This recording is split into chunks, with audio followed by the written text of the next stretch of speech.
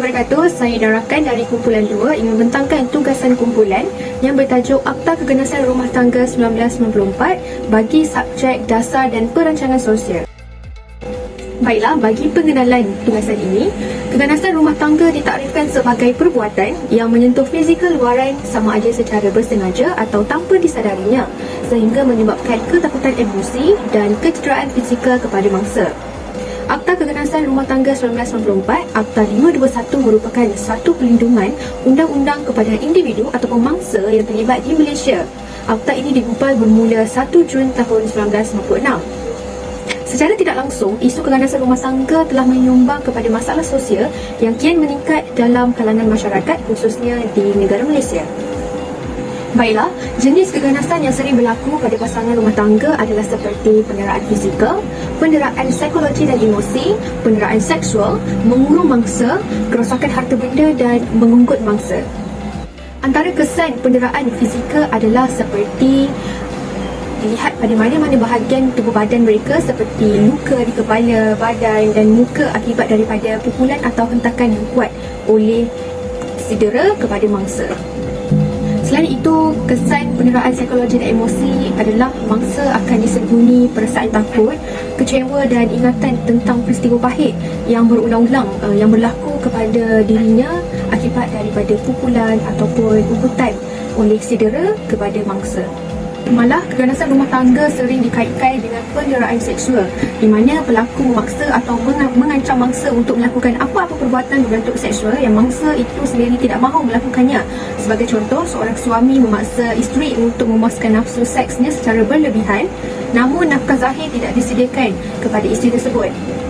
Perbuatan ini boleh dikatakan sebagai penderaan seksual kerana si isteri terpaksa untuk melayani suaminya walaupun dalam keadaan yang tidak mengizinkan dan tidak rela. Bukan itu sahaja, mengurung mangsa juga dikatakan sebagai keganasan rumah tangga. Sebagai contoh, suami yang tidak membenarkan isterinya untuk bekerja atau keluar daripada rumah kerana kurang percaya dan cemburu yang berlebihan. Suami yang bersangka buruk terhadap isterinya akan curang di belakang mereka. Ini turut mengundang kepada keganasan rumah tangga. Akta Keganasan Rumah Tangga 1994 diadakan untuk memberi perlindungan khususnya kepada mangsa-mangsa seperti isteri, anak dan ahli keluarga yang terdekat. Menurut penggubalan Akta Keganasan Rumah Tangga 1994 ini, mereka yang terlibat dengan kes jenayah boleh melaporkan kepada pihak yang bertanggungjawab seperti pegawai polis, pegawai kebajikan masyarakat dan pegawai yang menjalankan fungsi penguat kuasa bagi membela hak dan perlindungan diri sendiri. Akta Keganasan Rumah Tangga 1994 adalah satu akta yang mempunyai kelebihannya yang tersendiri. Akta ini membantu mangsa keganasan dengan memberi perlindungan undang-undang dalam situasi rumah tangga dan perkara-perkara yang berkaitan dengannya. Akta ini digunakan sebagai satu platform untuk membaik pulih keadaan yang memberi perlindungan kepada mangsa keganasan dan bukan bertujuan untuk meruntuhkan sesebuah rumah tangga. Oleh itu, terdapat beberapa kelebihan akta tersebut yang boleh digunakan oleh mangsa keganasan rumah tangga. Kelebihan akta yang pertama adalah melindungi hak dan keselamatan. Akta Keganasan Rumah Tangga 1994 ini mempertingkatkan perlindungan terhadap mangsa dan membantu memulihkan institusi kekeluargaan di Malaysia. Hal ini memberi kesan positif yang akan melindungi keselamatan mangsa keganasan rumah tangga yang semakin meningkat tahun demi tahun. Akta ini juga ingin setiap mangsa yang menghadapi keganasan rumah tangga menerima sokongan dan keadilan yang selayaknya. Menurut Seksyen 10 Akta Keganasan Rumah Tangga 1994 membolehkan mangsa menuntut pempasan daripada pelaku. Untuk berbuat demikian, mangsa boleh memulakan tindakan sivil ke atas pelaku. Sebagai contoh, baru-baru ini terdapat satu kes keganasan rumah tangga di mana seorang lelaki yang bekerja sebagai penjaga stor direman untuk siasatan di bawah Seksyen 18A Akta Keganasan Rumah Tangga disebabkan tergamak menekan perut isterinya yang sedang sarat menggunakan lutut hanya kerana perselisihan faham berkaitan hal keluarga dalam kejadian di Bandar Country Home Sarawak. Signifikan kepada pelaksanaan seksyen ini adalah untuk menanggung kos kerosakan atau kecederaan yang dialami mangsa. Perkara ini membantu dari segi emosi dan berkemungkinan untuk menjadi penuntut bagi meninggalkan kehidupan keganasan yang lampau. Adapun pendekatan akta ini sememangnya bersifat untuk melindungi mangsa keganasan rumah tangga baik pasangan suami isteri, warga tua maupun kanak-kanak.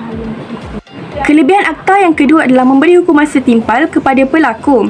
Langkah menguatkuasakan undang-undang ini akan memperuntukkan hukuman penjara mandatory 2 kali ganda kepada pesalah keganasan rumah tangga terhadap bekas suami, isteri, kanak-kanak atau ahli keluarga. Selain itu, pelanggaran kepada perintah perlindungan, interim maupun kecemasan akan disabitkan dengan denda tidak melebihi RM2,000 atau pemenjaraan dengan tempoh tidak melebihi 6 bulan atau kedua-duanya. Manakala pelaku yang sengaja melanggar perintah dengan berkelakuan ganas terhadap mangsa akan dihukum dengan pemenjaraan tidak melebihi 1 tahun dan denda tidak melebihi RM4,000 atau kedua-duanya sekali.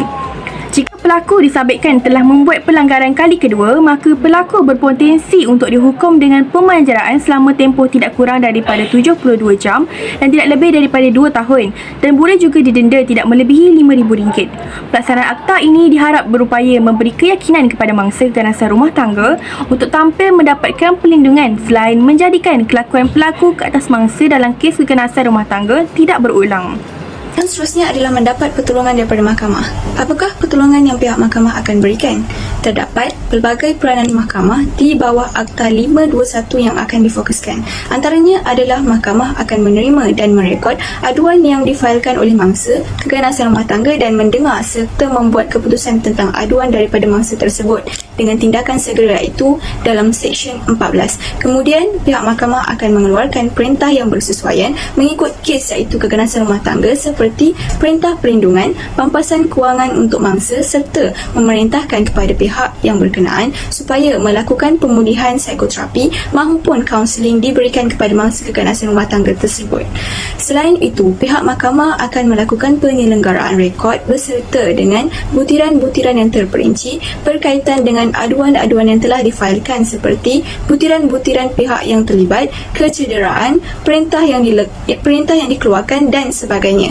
Oleh yang demikian, butiran-butiran ini amatlah berguna untuk membantu pihak mahkamah dalam menilai kes-kes pada masa lalu untuk dijadikan rujukan, bahan bukti serta untuk dijadikan kajian sosial tentang keganasan rumah tangga dan dapat dijadikan panduan kepada pembuat dasar dan sebagainya.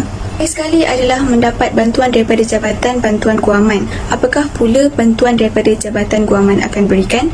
Pegawai Jabatan Bantuan Guaman adalah pegawai yang terlatih dalam bidang undang-undang. Selain memberikan khidmat nasihat untuk membantu mangsa keganasan rumah tangga dalam membuat laporan polis atau memfailkan aduan di mahkamah. Justru itu, mereka juga boleh memberikan khidmat nasihat tentang permohonan untuk mendapatkan perintah di mahkamah serta tindakan mengemukakan saman persendirian bagi pertuduhan jenayah iaitu dalam sesuatu keadaan tertentu. Oleh itu, seorang mangsa yang diberikan nasihat dengan sewajarnya oleh pegawai yang terlatih dalam undang-undang boleh menegakkan hak-hak mangsa dengan lebih berkesan. Di samping itu, Jabatan Bantuan Guaman juga berperanan untuk memberi perlindungan kepada mangsa dalam perintah sampingan, kuasa menangkap dan sebagainya. Sehubungan dengan itu, aduan dan permohonan untuk mendapatkan suatu perintah perlindungan itu sebenarnya tidak semestinya dibuat oleh mangsa itu sendiri. Seterusnya, kita pergi kepada kelemahan Akta Keganasan Rumah Tangga. Akta Keganasan Rumah Tangga 1994 juga mempunyai kelemahannya yang tersendiri. Pembaharuan dan penambahbaikan akta yang baik menjadi satu kepentingan yang akan membawa perubahan yang signifikan kepada perlindungan yang diberikan oleh badan kerajaan kepada mangsa-mangsa keganasan rumah tangga. Oleh yang demikian, terdapat beberapa kritikan dari sudut kelemahan akta tersebut yang mungkin boleh diguna pakai untuk dipilih dalam Akta Keganasan Rumah Tangga tersebut.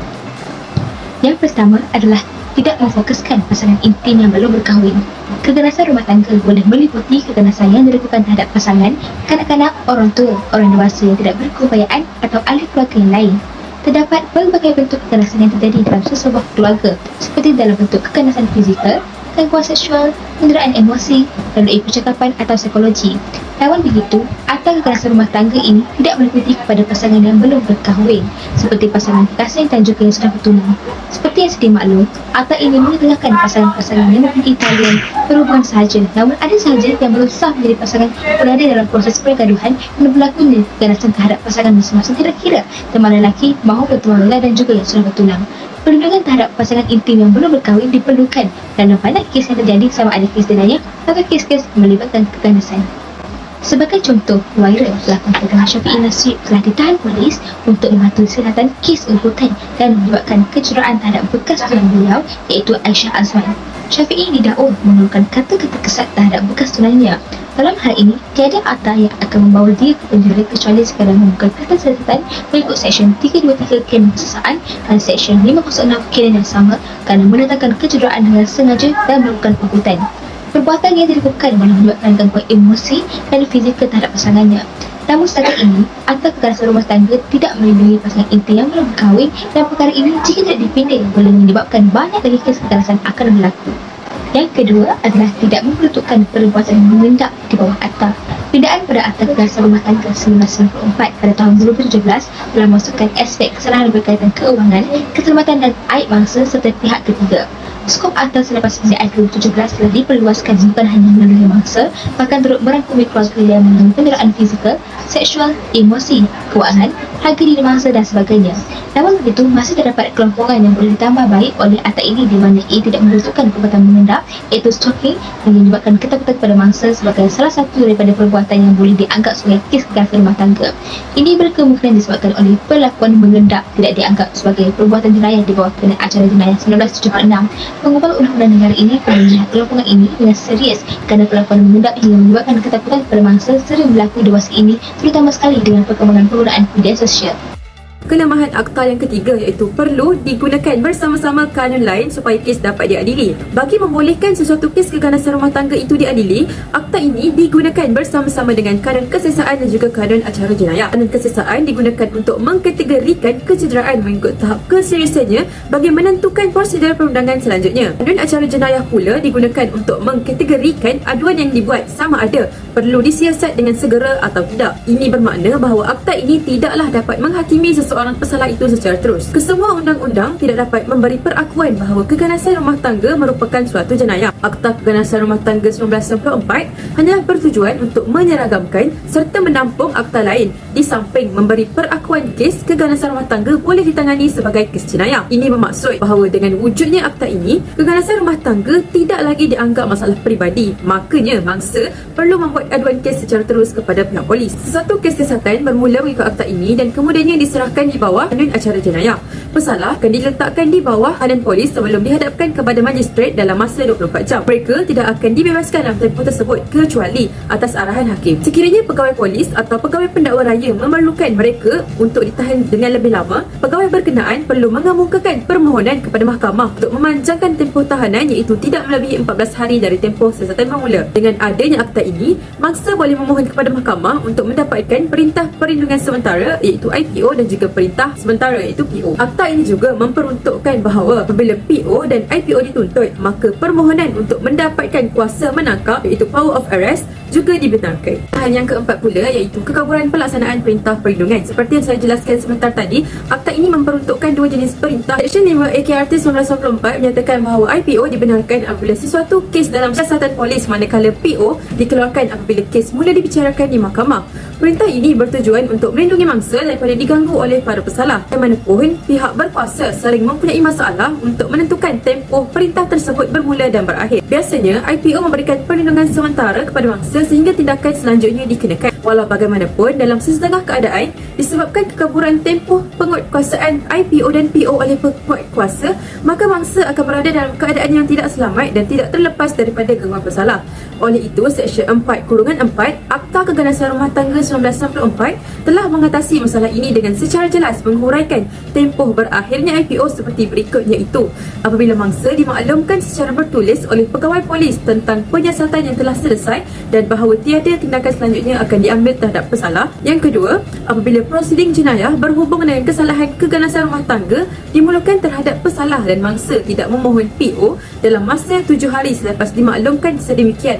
Atau yang ketiga, apabila permohonan PO ditentukan oleh mahkamah setelah dimaklumkan secara bertulis oleh pegawai polis bahawa prosiding jenayah berhubung dengan kesalahan keganasan rumah tangga akan dimulakan terhadap pesalah dan mangsa memohon PO dalam masa 7 hari selepas dimaklumkan sedemikian.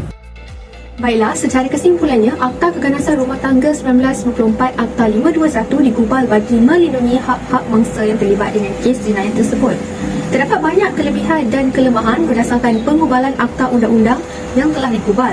Namun, mengikut purata statistik jumlah kes keganasan rumah tangga di Malaysia masih lagi meningkat dan perlu dibendung dengan segera agar purata tidak terus meningkat pada masa akan datang. Oleh itu, Akta Keganasan Rumah Tangga 1994 sangat penting dan berguna untuk isu sebegini, khususnya kepada mangsa-mangsa yang teraniaya seperti isteri dan anak-anak serta ahli keluarga. Sekian daripada kami, terima kasih.